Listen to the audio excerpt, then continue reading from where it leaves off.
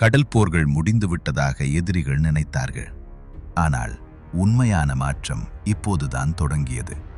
பெரிய சோழ மன்னன் ராஜராஜ சோழன் உருவாக்கிய கடற்படை சக்தியை அவரின் மகன் ராஜேந்திர சோழன் கடல் கடந்து கொண்டு சென்றான். ஸ்ரீவிஜய பேரரசின் துறைமுகங்கள் இன்னும் புகை கமழிக் கொண்டிருந்தன.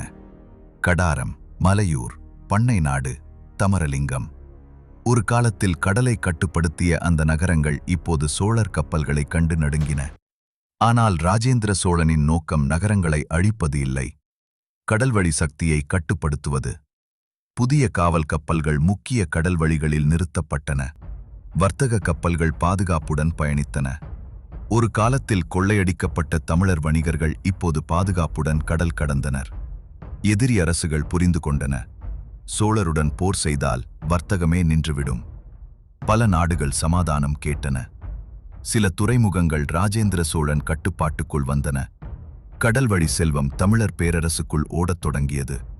புதிய நகரங்கள் செழித்தன, கோவில்கள் எழுந்தன, வர்த்தகம் பெருகியது. கடல் வென்ற போர் நாட்டின் செல்வமாக மாறியது. அந்த சாதனை ஒரு பழைய வரலாறு மட்டுமல்ல, இன்னும் நம்மை நினைவூட்டுகிறது. அந்த கடலை வென்ற வீரத்தின் வாரிசுகள் நாம்தான். நாம் பார்க்கும் கதை நமக்கே சொந்தமானது. இன்று கடல் அமைதியாக இருக்கலாம், ஆனால் ராஜேந்திர சோழன் எழுப்பிய அந்த அலை முழுமையாக அடங்கியதா? இல்லை, இன்னும் சொல்லப்படாத பயணங்கள் இருக்கின்றன.